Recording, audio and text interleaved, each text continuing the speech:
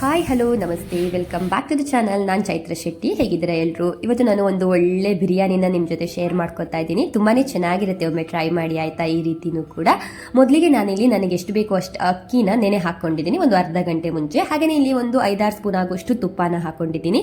ಹಾಗೆಯೇ ಸ್ವಲ್ಪ ಕೊಕೊನೆಟ್ ಆಯಿಲನ್ನು ಹಾಕೊಂಡಿದ್ದೀನಿ, ಚಕ್ಕೆನ ಹಾಕಿದ್ದೀನಿ. ಪಲಾವ್ ಎಲೆ ಇತ್ತು ಅಂತ ಅಂದರೆ ಪಲಾವ್ ಎಲೆಯನ್ನು ಹಾಕೊಳ್ಳಿ, ಇನ್ನೇನು ಹಾಕೊಳ್ಳೋದು ಬೇಡ. ಇಷ್ಟರಲ್ಲೇ ಮಾಡಿ ನೋಡಿ, ತುಂಬಾ ಚೆನ್ನಾಗಿ ಬರುತ್ತೆ. ಮತ್ತೆ ಮಸಾಲೆಗಳಿವೆ ಅಲ್ಲ, ಅದನ್ನು ಹಾಕೊಳ್ಳಿ. ಒಂದು 2 ಬಗೆಯ ಮಸಾಲೆಗಳಿರುತ್ತೆ ಆಯಿತಾ.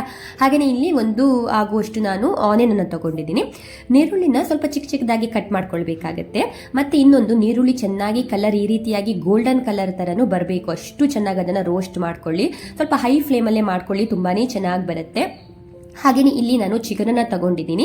ಚಿಕನ್ಗೆ ಏನನ್ನೂ ಕೂಡ ಹಾಕೊಂಡಿಲ್ಲ, ಚೆನ್ನಾಗಿ ಕ್ಲೀನ್ ಮಾಡ್ಕೊಂಡ್ಬಿಟ್ಟು ಡೈರೆಕ್ಟಾಗಿ ಚಿಕನನ್ನು ಹಾಕೊಂಡಿದ್ದೀನಿ.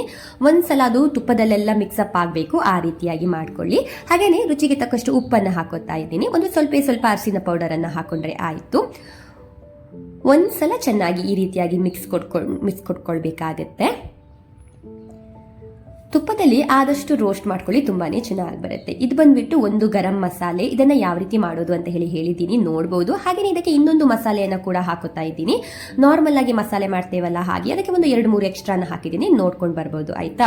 ಚೆನ್ನಾಗಿ ಈ ಮಸಾಲೆ ತುಪ್ಪದಲ್ಲಿನೇ ರೋಸ್ಟ್ ಆಗಬೇಕು, ಯಾಕಂತಂದ್ರೆ ನಾವು ಮಸಾಲೆನ ರೋಸ್ಟ್ ಮಾಡ್ಕೊಳ್ತಾ ಇಲ್ಲ. ಹಾಗಾಗಿ ನೋಡ್ಬೋದು, ಇದು ಕೂಡ ಹಾಗೆ ಗ್ರೀನ್ ಮಸಾಲ. ಇಲ್ಲಿ ಒಂದು 4-5 ಬೆಳ್ಳುಳ್ಳಿಯನ್ನು ಹಾಕ್ತಾ ಇದ್ದೀನಿ. ಹಾಗೆಯೇ ಒಂದು 4-5 ಗೋಡಂಬಿಯನ್ನು ಹಾಕ್ತಾ ಇದ್ದೀನಿ. ಸ್ವಲ್ಪ ಹೆಚ್ಚು ಕಡಿಮೆ ಮಾಡ್ಕೊಳ್ಬೋದು, ಏನೂ ಆಗೋದಿಲ್ಲ. ಹಾಗೆಯೇ ಚಿಕ್ಕ ಒಂದು 2 ಆನಿಯನ್ ಕಟ್ ಮಾಡ್ಕೊಂಡು ಹಾಕೊಂಡಿದ್ದೀನಿ. ಹಾಗೆಯೇ ನೋಡ್ಬೋದು, ಒಂದು 2-2.5 ಇಂಚಷ್ಟು ಶುಂಠಿಯನ್ನು ಹಾಕೋತಾ ಇದ್ದೀನಿ.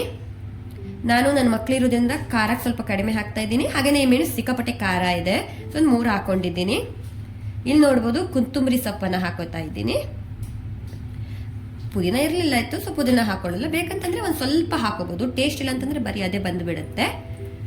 ಹಾಗೇನೆ ಒಂದು ಟೊಮೆಟೊನ ಜಸ್ಟ್ ಕಟ್ ಮಾಡ್ಕೊಂಡು ಹಾಕೋತಾ ಇದ್ದೀನಿ. ಟೊಮೆಟೊ ಹಾಕೋತಾ ಇದ್ದೀನಿ.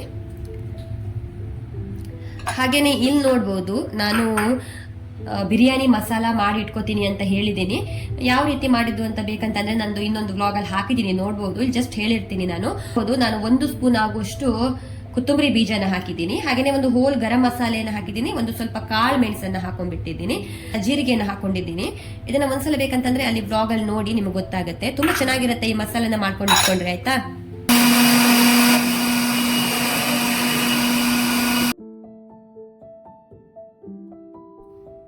ಮಸಾಲೆಗಳನ್ನೆಲ್ಲ ಒಂದ್ಸಲ ಈ ರೀತಿಯಾಗಿ ಚೆನ್ನಾಗಿ ಮಿಕ್ಸಪ್ ಮಾಡ್ಕೊಳ್ಬೇಕು. ತುಪ್ಪ ಇದೆಯಲ್ಲ, ಅದು ಸಪ್ರೇಟ್ ಆಗಬೇಕು, ಅಲ್ಲಿ ತನಕನೂ ಕೂಡ ಮಾಡ್ಕೊಳ್ಳಿ. ಹಾಗೆಯೇ ಅಕ್ಕಿನ ಚೆನ್ನಾಗಿ ತೊಳೆದ್ಬಿಟ್ಟು ಹಾಕಿದ್ರೆ ಆಯಿತು. ಅದನ್ನು ಅಷ್ಟೇ ನೀರು ಹಾಕಬೇಕಾದ್ರೆ ಒಂದ್ಸಲ ಚೆನ್ನಾಗಿ ಮಿಕ್ಸಪ್ ಮಾಡ್ಕೊಳ್ಳಿ. ಹಾಗೆಯೇ ಎಷ್ಟು ಬೇಕೋ ಅಷ್ಟು ನೀರನ್ನು ಹಾಕಿದ್ರೆ ಆಯಿತು. ನಾನು 3 ಕಪ್ ಅಕ್ಕಿ ಹಾಕಿದ್ದೆ ಅಂತ ಅಂದರೆ 1 ಕಪ್ ಜಾಸ್ತಿ ನೀರನ್ನು ಹಾಕೋದು. ನನ್ನ ಹದ ಹೀಗೇನೆ ಇರುತ್ತೆ, ಅದು ತುಂಬಾ ಚೆನ್ನಾಗಿ ಕೂಡ ಬರುತ್ತೆ. ಒಂದ್ಸಲ ಉಪ್ಪನ್ನೆಲ್ಲ ನೋಡ್ಕೊಳ್ಳಿ. ಹಾಗೆ ನಾನು ಕೊನೆಯದಾಗಿ ಬೆಣ್ಣೆನ ಹಾಕೋತೀನಿ. ಈ ರೀತಿ ಕೊನೆಯದಾಗಿ ಬೆಣ್ಣೆನ ಹಾಕೊಳ್ಳಿ, ಇದರಿಂದ ಎಷ್ಟು ಚೆನ್ನಾಗಿ ಬರುತ್ತೆ ಅಂತ ಹೇಳಿ ನೀವೇ ನೋಡ್ಬೋದು. ಓಕೆ, ನಾನು ಇದಕ್ಕೆ ಒಂದು 4 ವಿಸಿಲನ್ನು ಹಾಕೋತೀನಿ.